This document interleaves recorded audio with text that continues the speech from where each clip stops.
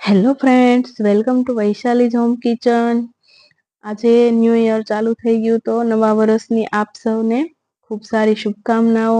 Happy new year to all. આજે આપણે દુબઈની viral કુનાફા chocolate બનાવીશું, તો એની રેસીપી હું તમારી સાથે શેર કરીશ. રેસીપી ગમે તો વિડીયોને લાઇક અને શેર કરવાનું ભૂલતા નહીં. ચેનલમાં નવા હોય તો ચેનલને સબસ્ક્રાઈબ કરી દેજો. સૌથી પહેલાં આપણે એનું સ્ટફિંગ બનાવી લઈશું. એના માટે આપણે જે બરસ આવે સેવ એ લઈશું, અડધાથી અડધો કપ, અને હાથેથી એને થોડી ક્રશ કરી લઈશું. આ રીતે આપણે ક્રશ કરી લઈશું અને એને શેકી લઈશું ઘીમાં. તો આ રીતે આપણે કપનું માપ કરીશું, અડધાથી અડધો કપ. એક પેનમાં આપણે 1 ચમચી જેટલું ઘી લઈશું અને ઘી મેલ્ટ થાય એટલે આપણે એમાં સેવૈયા એડ કરી દઈશું અને 2 થી 3 મિનિટ માટે આપણે એને શેકી લઈશું.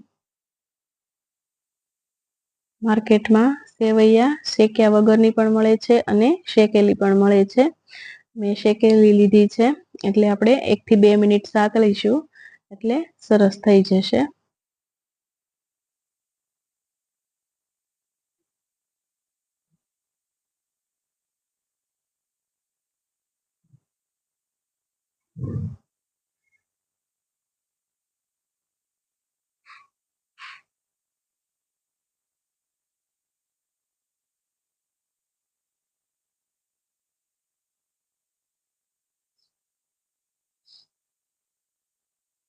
આપણી સેવ સરસ રીતે શેકાઈ ગઈ છે. હવે આપણે એને ઠંડી પાડવા માટે સાઈડ પર રાખી દઈશું. અને વચ્ચેનું સ્ટફિંગ માટે આપણે 1 કપ પિસ્તા લીધા છે અને અડધો કપ આપણે વ્હાઈટ ચોકલેટ આવે એ લીધી છે. બંનેને આપણે ફાઇન ક્રશ કરી લઈશું. આ રીતે એક બાઉલમાં એને ટ્રાન્સફર કરી લઈશું.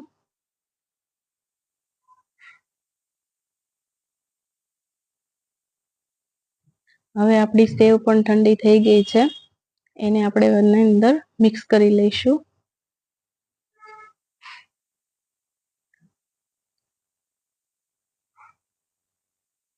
સરસ રીતે આપણે એને મિક્સ કરી લઈશું.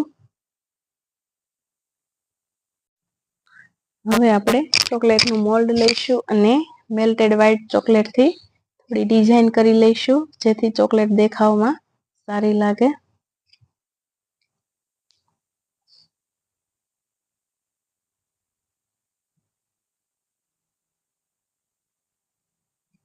હવે આપણે એને 5 મિનિટ ફ્રીજમાં રાખી દઈશું, જેથી એ સેટ થઈ જાય. ત્યાં સુધી આપણે મિલ્ક ચોકલેટ અને ડાર્ક ચોકલેટને મેલ્ટ કરી લઈએ. એના માટે મેં 100 ગ્રામ બંને લીધી છે, ડાર્ક અને મિલ્ક. એને આ રીતે કટ કરી લઈશું અને ડબલ બોઇલરથી આપણે એને મેલ્ટ કરી લઈશું. નીચે ગરમ પાણી લીધું છે અને ઉપર આ રીતે બાઉલ રાખી અને મિક્સ કરતા જઈશું, એટલે 2 થી 3 મિનિટમાં જ આપણી બધી જ ચોકલેટ સરસ રીતે આ રીતે મેલ્ટ થઈ જશે. હવે આપણે જે વ્હાઈટ ચોકલેટથી ચોકલેટનું મોલ્ડ ડેકોરેશન કર્યું હતું એ પણ સેટ થઈ ગયું છે. તો હવે આપણે નીચેનું લેયર બનાવી દઈએ. આ રીતે આપણે પ્રોપરલી બધી સાઈડથી લગાવી દઈશું.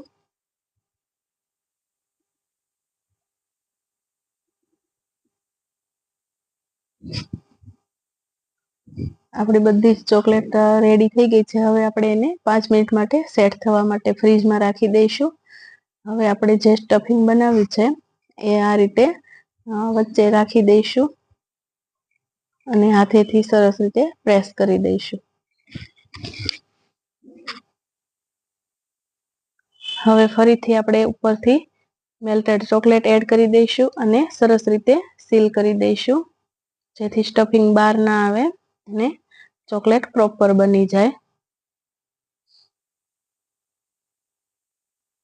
હવે આપણે ચોકલેટને 15 મિનિટ માટે ફ્રીજમાં મૂકી દઈશું, જેથી તે સેટ થઈ જાય. આપણી ચોકલેટ રેડી થઈ ગઈ છે. આપણે એને અનમોલ્ડ કરી લઈએ. તમે જોઈ શકો છો કે કેટલી સરસ દેખાય છે અને એકદમ ઇઝીલી અનમોલ્ડ થઈ જાય છે. મિત્રો, તમને મારો વિડીયો ગમ્યો હોય તો લાઈક, શેર અને સબસ્ક્રાઇબ કરી દેજો. કમેન્ટ કરવાનું ભૂલતા નહીં. મળીશું આપણે એક નવા જ વિડીયો સાથે. Thank you. Bye bye.